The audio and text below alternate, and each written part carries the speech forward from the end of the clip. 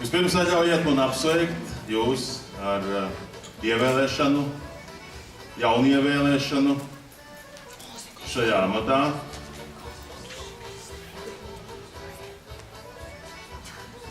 Atsevišķi es gribētu uzrunāt tos, kas ir ievēlēti ne pirmo reizi,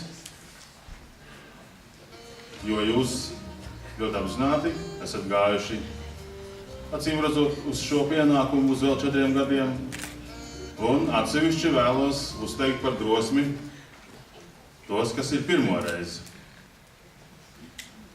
Jūsu sejas ir nedaudz bezrūpīgākas.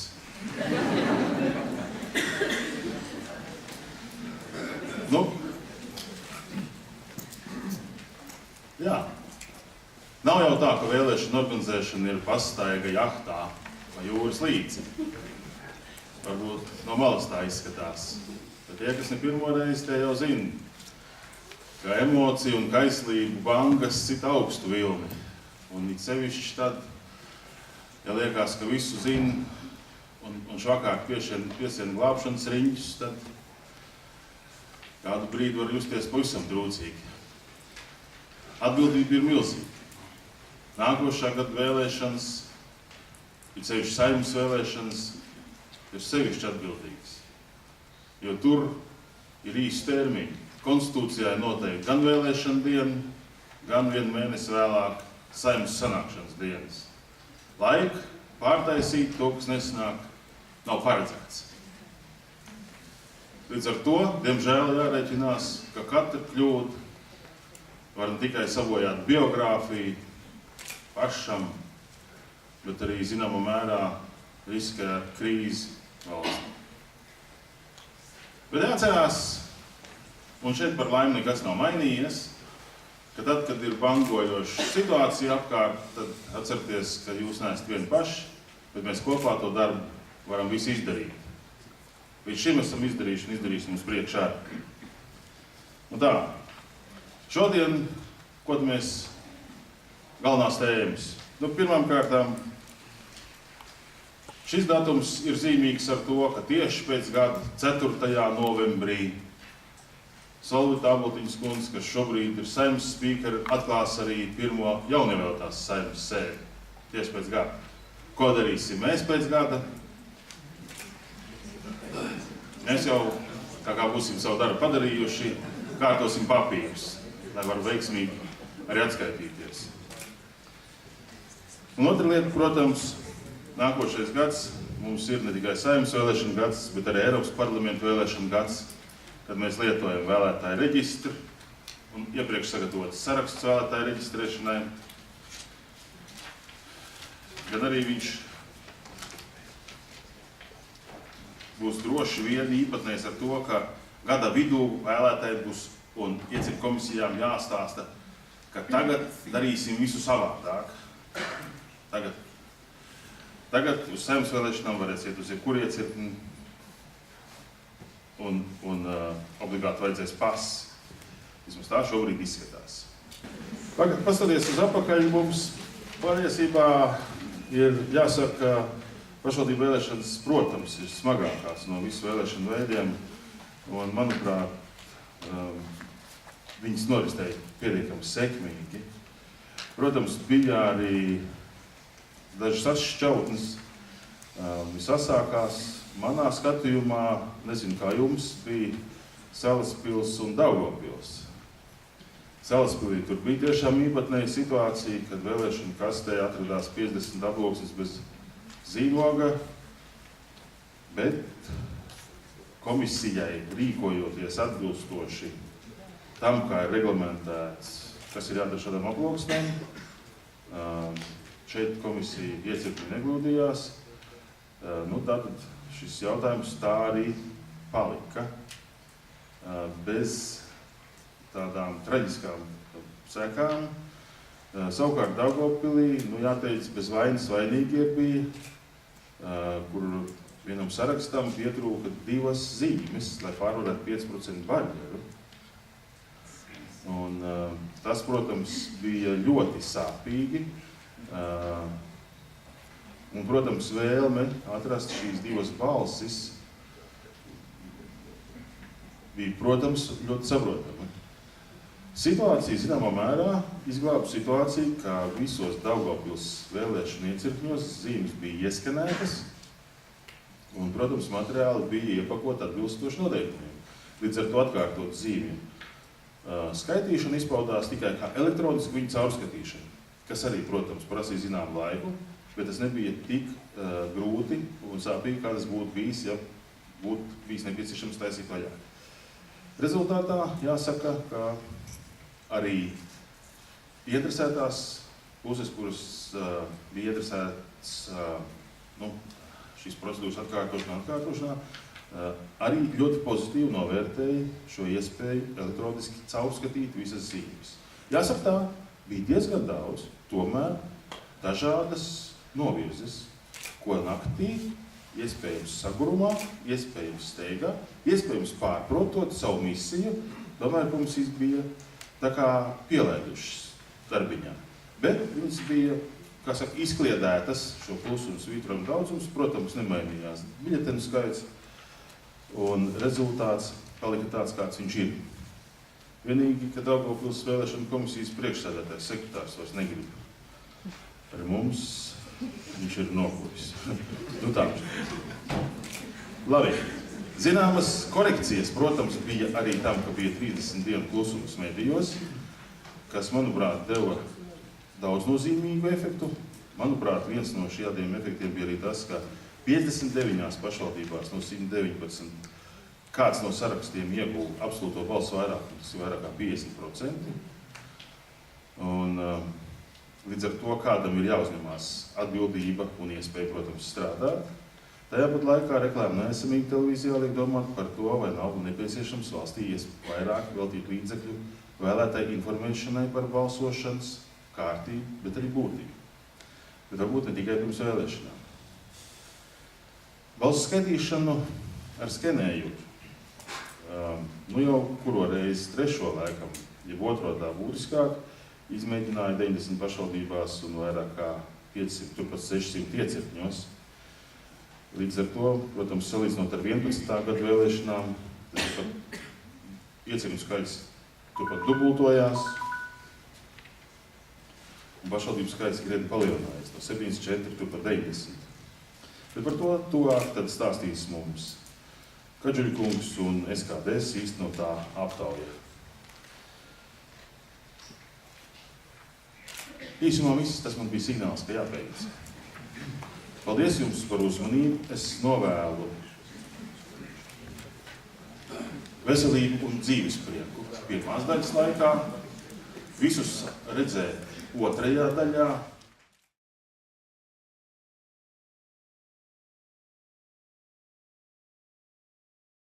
Tātad runa būs par jaunākiem grozījumiem, kāda mums ir vēlēšana likumos. Un tas būs gan fakti, proti, kas ir noticis un vai notiek, kā arī manas subjektīvās domas varbūt, ar ko varētu reiķināties, ar ko ne, un kas radušās skatoties Saeimas lēmumus, Saeimas valsts pārvaldes un pašvaldības komisijas lēmumus un diskusijās cilvēku pausto. Tātad pirmais ir tas, ka Eiroparlamenta vēlēšanu likumu grozījumi ir pieņemti pagājušo ceturtdienu. Neesmu pārliecināts, vai tie jau ir izsludināti, bet Saeimas lēmums bija vienbalsīgs, un es domāju, to problēmas nebūs. Gatavoties šodienai, es tos pārskatīju Saeimas mājaslapā, tur tie ir atrodami. Tātad, kādi ir grozījumi? Grozījumi, es teiktu, nav tādi, ka viņš pārvērš kājām gaisā vai citādi, ir tie vairāk evolucionāri nekā revolucionāri. Pirmā lieta, tas, kas mums jau bija pašvaldību vēlēšanās, terminoloģijas precizēšana vēlēšana, gaisa protokols no žurnāls, lai nejauktu ar balsu skaitīšanas protokolu. Otra lieta, arī tas pats, kas bija jau šogad pašvaldību vēlēšanās, rīcības spēja vairs neierobežo balstiesības. Tā ka jārēķinās arī atkal ar tādu valdi apkalpošanu Eiroparlamentu vēlēšanās, kāda bija apkalpojuma šī gada pašvaldību vēlēšanās. Nākamā lieta ir izlemta ārpus Latvijas, proti, ka 7. jūnijas daudzām Eiropas, tā jūnija nogali, kur būtu jānotiek Eiroparlamenta vēlēšanām, daudzām Eiropas Savienības valstīm bija nepārāk izdevīga, vai kāda svētku, vai skolēnu brīvdienas, vai kas tam līdzīgs, un tika nolēmts pārcelt 2 nedēļas agrāk. Latvijā, tā kā mēs vēlēšanas rīkojam sestdienā, tad mūsu diena ir 24. maijs. Nākamais ir darba laiks, kas ir samazināts jau vairs ne līdz 10 vakarā, bet līdz 8 vakarā. Šeit esmu dzirdējis 2 dažādus viedokļus. Daudzu ieceļu darbinieki labprāt strādā 2 stundas ilgāk, jo strādā pēc stundas likmēm. Savukārt augstāku vēlēšanu komisiju līmenī, esmu dzirdējis, labāk ir cilvēki, lai skaitīšana būtu svaigāki 2 stundas. Un otrais viedoklis ir guvis virsroku, un arī es tam pievienojos. Vēl ir tāda lieta, ka sākumā Eiroparlamenta vēlēšanās cietumnieki vispār nedrīkstēja balsot, pēc tam tika nolēmts, ka drīkstēs gan, un tas sāka 9. gada vēlēšanās, bet sāka domāt, ko lai dara, un tad cietumniekus pielika klāt pie pasta balsošanas, kas līdz tam bija tiem, kas dzīvo ārzemēs. Līdz ar to ārlietu ministri apkalpoja arī cietumniekus, ko viņi nebija pārāk lielā sajūsmā, un gatavoties šī gada vēlēšanām, ir nolēmts, ka cietumnieki balsos likumā, tas izteikts, viņi pielika kopā klāt pie slimnīcām.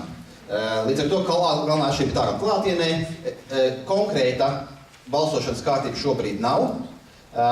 Ir bijusi doma, ka varētu izmantot to, kas rakstīts vēlēšanu komisiju likumā, ka ir tiesības izveidot īpašas ieceļu komisijas vēlētāju apkalpošanai to atrašanās vietā attiecībā uz cietumiem, bet šo mēs sadarbībā ar ieslodzījumu vietu administrāciju ceru tuvākā laikā arī nokopsim, un cietumu pašvaldībām, tādām kā Rīga, Valmieras novads un tam līdzīgas, arī gaidīts ar saviem ierosinājumiem un tiks lūgt arī atzinumi, lai kaut kas netiek neslājas dēlī.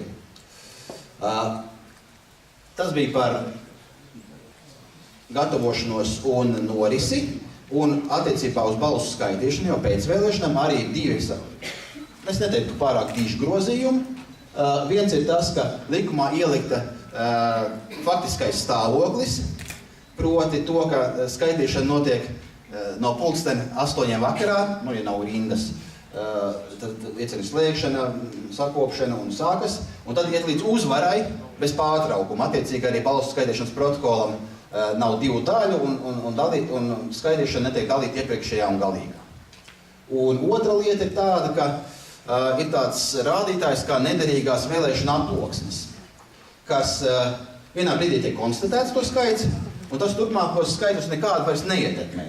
Bet, kā rāda arī šī gada pašvaldību vēlēšana pieredze, dažkārt ir kārdinājums vai nogurumi pēc neuzmanības kļūda šo skaitu ielikt 2 vietās, un tad tur rodas ne tikai pie nederīgām aploksnēm, bet arī dažā labā citā ailītē, pēc tam protokolā rodas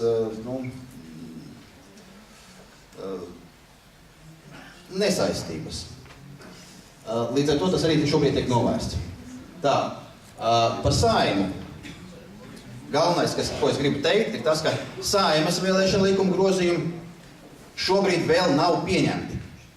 Tas ir galvenais. Līdz ar to es nevaru pateikt, kā būs, es varu teikt, kā izskatās, bet, protams, kā mēs atceramies gatavoties pašvaldību vēlēšanām, pašvaldību vēlēšana likums tika grozīts pat pēdējā mirklī. Mums centrālā vēlēšana komisijā bija jāstāsta, kurā dienā mēs liekam centrālās vēlēšana komisijas sēdi, lai izsludinām pašvaldību vēlēšanas, lai tie pēdējā brīža grozījumi pagūtu stāties spēkā pirms mūsu sēdes. Tā ka šeit ir tiešām kā izskatās, un tas, kas šobrīd ir palicis vēl neizlemts, gatavojot likumprojektu pēdējiem 3. lasījumam komisijā, viens ir rīcības spēja, jo no vienas puses ir Satversmes tiesas spriedums, ka nevar tā vienkārši visiem uzreiz, kas ir ar ierobežotu rīcības spēju, liekt arī balsstiesības. No otras puses ir Satversmes 8. pants, kur pateic, ka balsstiesības ir pilntiesīgiem Latvijas pilsoņiem. Līdz ar to, ja grib visiem dot, tad ir jāgroza Satversme, lai nebūtu tā, ka kaut kāds Satversmes daļa ir bez jēgas. Tas nav tā satversmes tēvi, tur ielika ar jēgu to vārdu pilntiesība. No otras puses, tad, ja atstāja satversmi negrozīt, tad ir jāiedomā, jāieraksta likumā, kuri tad būs pilntiesīgi vai nepilntiesīgi. Kas šobrīd vēl nav izlemts komisijā, un cik drīz tas varētu būt, es neprognozēju, es ceru, ka šogad tiks galā. Un ir otra lieta, kas ir tāpēc vienkārši, ka tas bija pēdējie priekšlikumi vēlēšanu likuma tabuliņā, kur visi priekšlikumus saraksta. Otra lieta ir arī saistīta ar satversmi, proti satversmē ir rakstīts, ka vēlēšanas notiks sestdienā. Un jautājums, vai ir iespējams uztaisīt kaut kā tā, ka es varu nobalsot piekdienā. Un šāds mēģinājums ir ierosināts, proti līdzīgi kā pašvaldībās vai Eiropas parlamenta vēlēšanās iepriekšējā balsošana, šeit ir ierosinājums ieviest balsu nodošanu glabāšanā, kas vienkāršoti izskatītos tā, ka ir 3 dienas iepriekš, piekdiena, ceturtdiena, trešdiena, līdzīgi iepriekšējā balsošanā, tie paši laiki, komisijas strādā 4 cilvēku sastāvā vismaz, nauda tam nav iedota, pagaidām vismaz. Un tad cilvēks atnāk, pasaka, es gribu nobalsot, viņam iedod visu parasto komplektu, plus vēl vienu ārējo aploksni, kurim jāliek iekšā vēlēšana aploksne, arī iespējuši zīmogu pasē, un tad kad cilvēks visu ir izdarījis, un vēlēšanu zīme aploksnītē, aploksnīt otrā aploksnītē, un to otrā aploksnītē tad atdod nevis met urnā, bet atdod ieceļu komisijai, kas to noliek nosacīt plauktiņā. Tā ir balsu nodošana glabāšanā. Un tad, ja līdz sestdienas vakaram cilvēks nav pārdomājis, tad sestdienas vakarā to iemet urnā.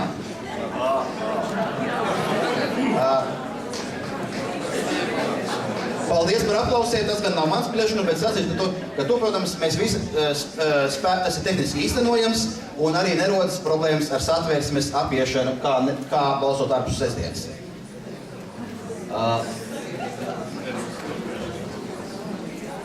Diezgan dzīvīga zāles reakcija.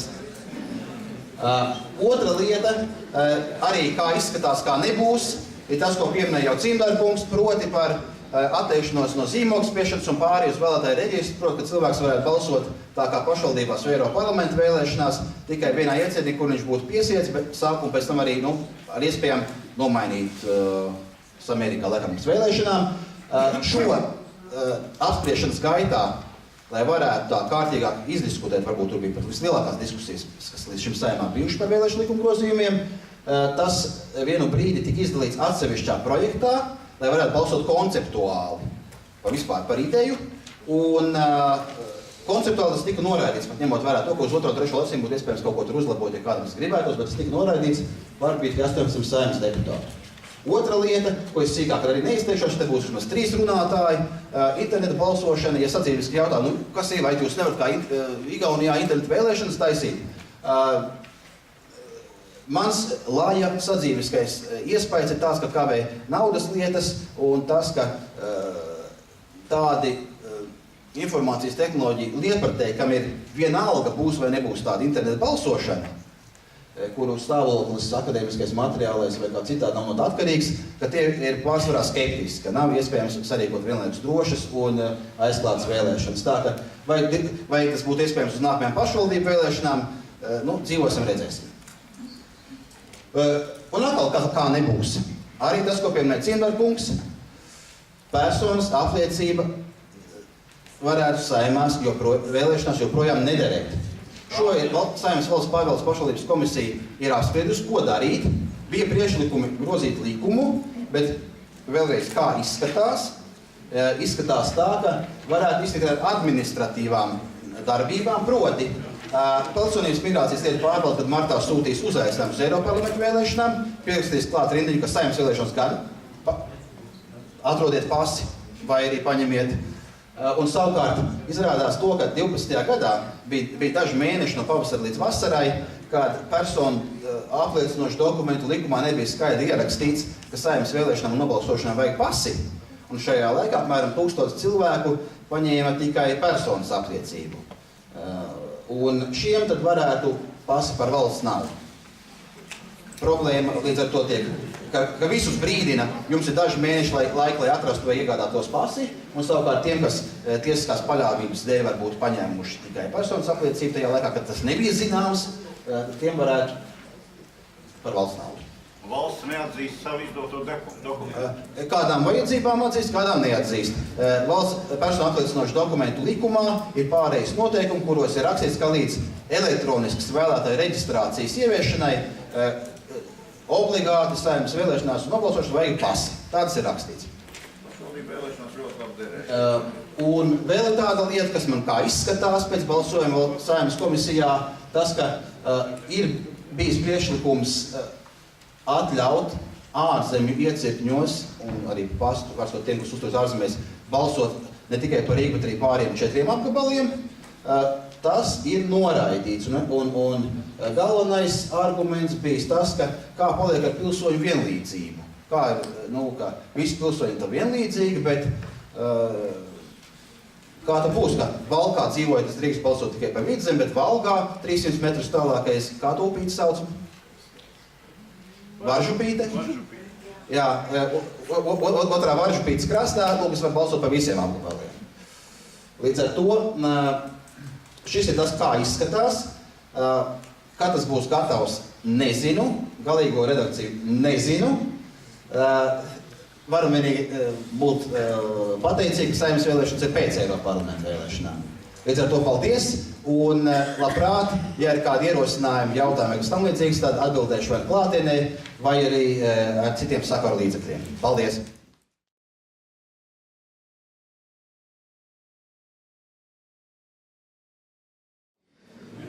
Cienījamie klātesošie, vai kāds no jums ir jurists?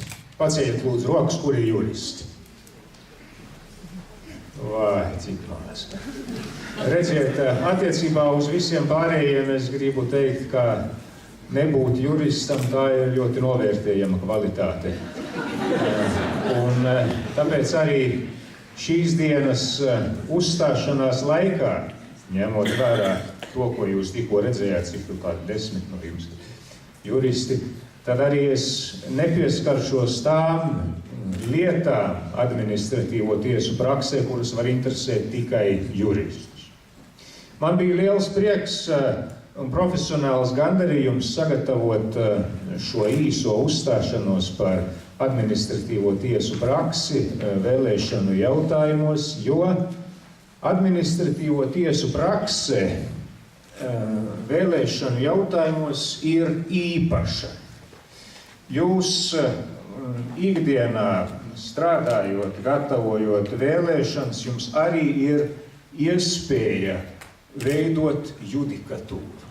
Proti, jūsu kļūdas tiks vērtētas tiesu praksē un radīs jaunas tiesu atziņas par likuma piemērošanas jautājumiem. Un vairākas vēlēšana komisijas līdz šim ar to ir izcēlušās. Pārskata periods, kas ir izmantots šajā pētījumā, ir lietas no 2005. līdz 2013. gadam. Es negribētu apgalvot, ka es esmu atradis visas lietas, kuras ir izskatījušas administratīvās tiesas vēlēšana jautājumā. Turklāt šeit es runāju tikai par tām lietām, kuras ir vēlēšana jautājumos, nevis tautas nobalsošanas jautājumos, kas jau ir cits tēmats. Bet tātad kādas ir administratīvo lietu īpatnības vēlēšana jautājums? Pirmām kārtām to nav daudz. Kopumā par šiem 8 gadiem pašvaldību domju vēlēšanās tie ir 17 tiesu nolēmumi un Saeimas vēlēšanās 8. Kā jau es teicu, tur varbūt zināmas korekcijas tajos skaitļos, bet ne lielas. Šo lietu nav daudz, bet tās ir interesantas, un vairākas šīs lietas ir bijušas par pamatu, kuras mēs izmantojam arī universitātēs, studentiem, docējot studiju kurs administratīvās tiesības, un viena otra lieta pat tāda, lai vēlāk Saeimai būtu pamats grozīt administratīvā procesa likumu. Nu, un, protams, arī īpatnība tā, ka šīs lietas ir periodiskas un tiesu praksē, tāpēc diezgan viegli atrodams. Pārlūkojot lietas pašvaldību domju vēlēšanās, lietas par kandidātu sarakstu reģistrēšanu ir 6, lietas par vēlēšanu rezultātu atcelšanu 11.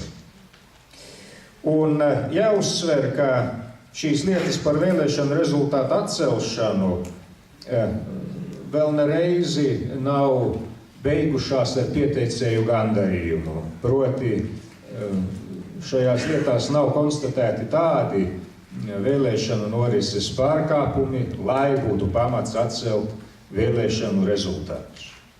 Tikai vienā gadījumā tiesa ir apmierinājusi pieteikumu, atzīstot, ka Centrālajai vēlēšanu komisijai, neņemiet ļaunā, nebija kompetences izskatīt konkrēto iesniegumu.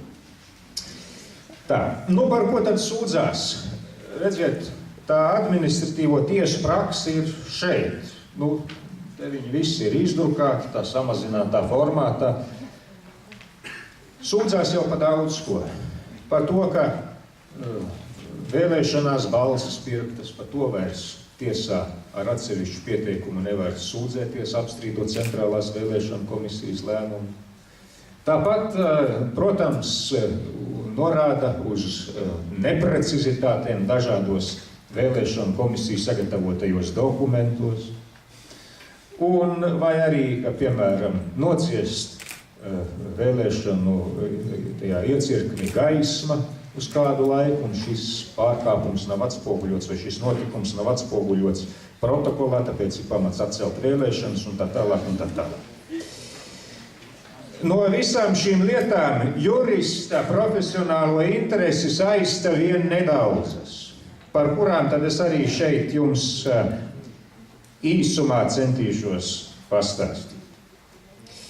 Šī lieta, 2005. gada lieta, administratīvā apgabaltiesā tika skatīta, kur vēlēšana komisija deva pretiesisku apsolījumu kandidātu sarakstu iesniedzējiem. Kandidātu sarakstu iesniedzējs ierodās vēlēšanu komisijā pēdējā dienā, kad var iesniegt dokumentus. Nu, un tur visu dokumentu nav, kaut kādas neprecizitātes. Vēlēšana komisijas priekšsēdētājs saka, atnāciet rīt, līdz 6 pieņemsim. Nākamā dienā viņš atnāk, bet nepieņem. Nu, lūk, juridisks strīds ir jautājums, vai šim te kandidātu sarakstu iesniedzējiem ir tiesiskā paļāvība, lai uz šo te pretiesisko apsolījumu ņemt vai neņemt pretīm, un administratīvā apgabaltiesa atzina, ka tiesiskās paļāvības princips nav piemērojams acīm redzami pretiesiskiem apsolījumiem. Tolaik šo noteikumu nevarēja izlasīt administratīvā procesa likumā. To tiesa secināja, izmantojot citu juridisku argumentāciju.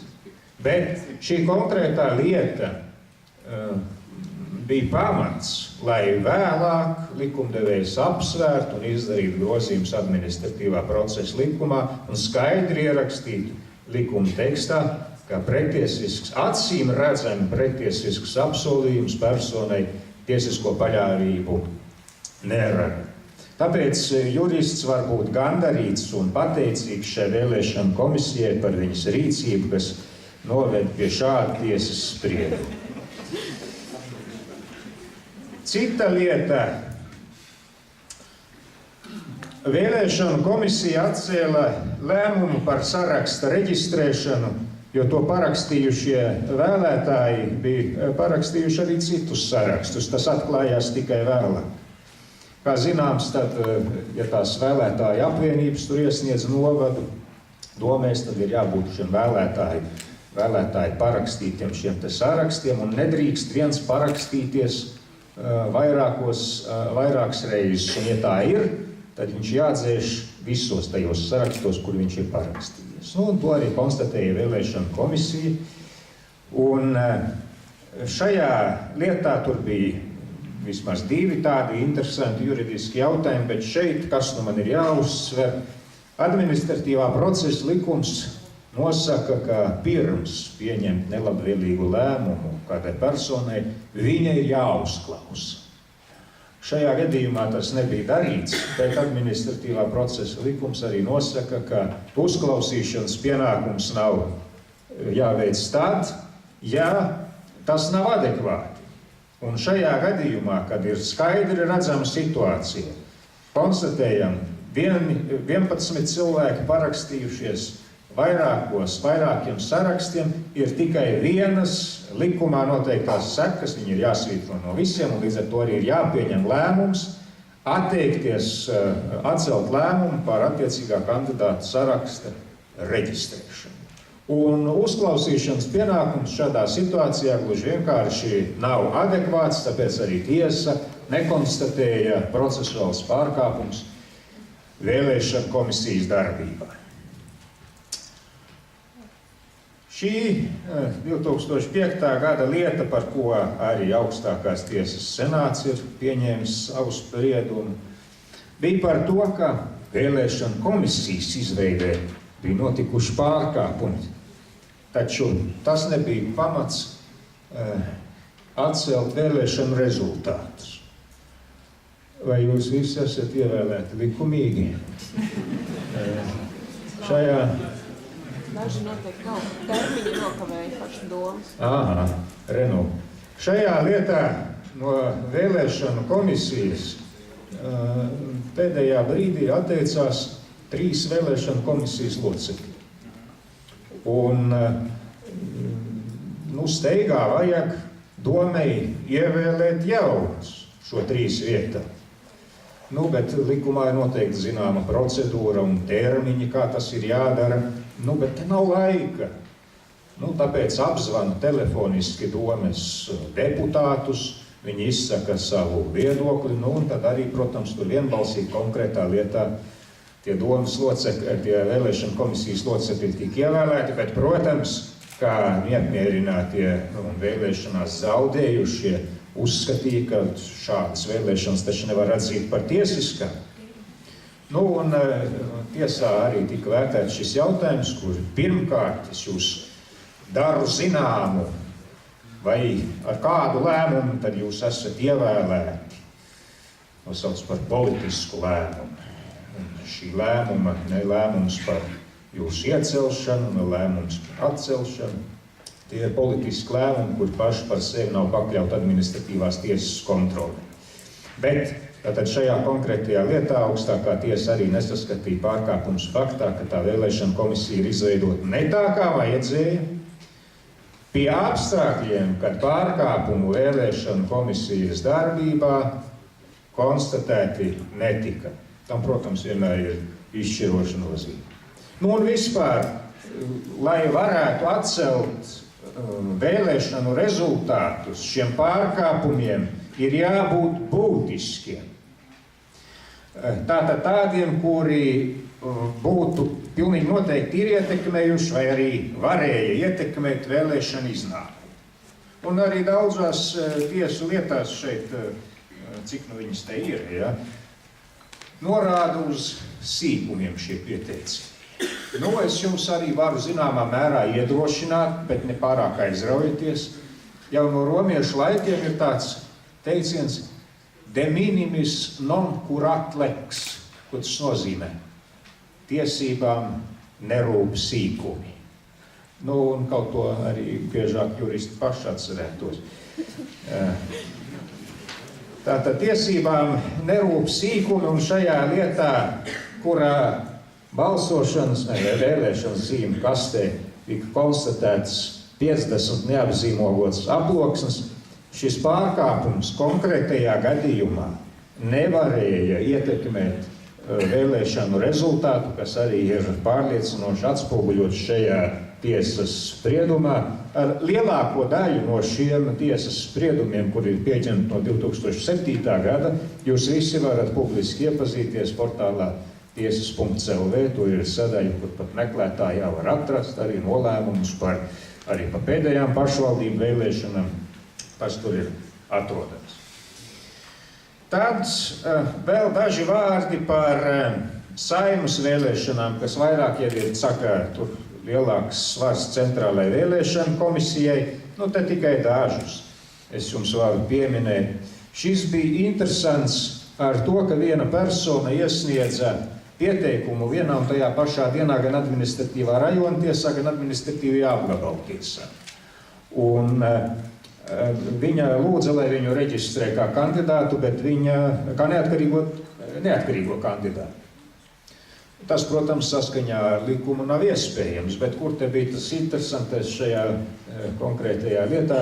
Abas tiesas uzskatīja, ka viņas ir vismaz kompetences izlēmt jautājumu par to, ka viņam nav subjektīvo tiesību, bet nebija pamanījušas, kad ir iesniegts arī pieteikums, tā ka mums ir divi lēmumi, kuriem ir dažāda, protams, uzbūve un izklāsta stils, bet, protams, nonāk pie viena un pārreiza rezultāta. Vai arī šis 2010. gada senāta rīcības sēdes lēmums, kurā ir cits starp atzīts, ka Saeimas vēlēšanu kandidātiem ir tiesības arī apstrīdēt atsevišķu vēlēšanu iecirkņu komisijas lēmumu šajā konkrētajā lietā, tika vērtēts, kura norma tad ir speciālā vai tā sauktā vēlēšana komisija likuma norma vai Saeimas vēlēšana likuma norma, kur paredz personas, kurām ir tiesības apstrīdēt komisiju lēmumus.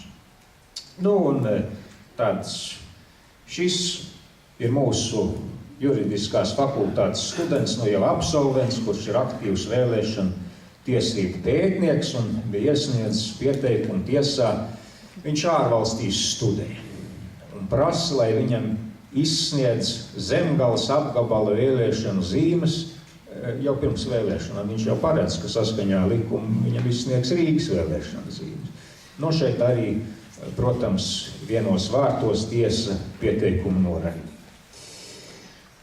Lūk, īsumā tas par tiesu praksi vēlēšanu jautājumos. Jūs paši varat izvēlēties ar savu darbību vai iekļūt vai neiekļūt administratīvo tiesu praksē. Es jums šeit konkrētu lietu negribu vēlēt, vienīgi ņemot vērā to, ka man ir jādodās uzreiz projām pēc šī semināra, tāpēc es atvainojos visiem, kur uzstāšanās es nedzirdu. Es visiem jums novēlu ne tik vien izdevušos dienu, bet arī laimīgu māju ceļu. Paldies par uzmanību!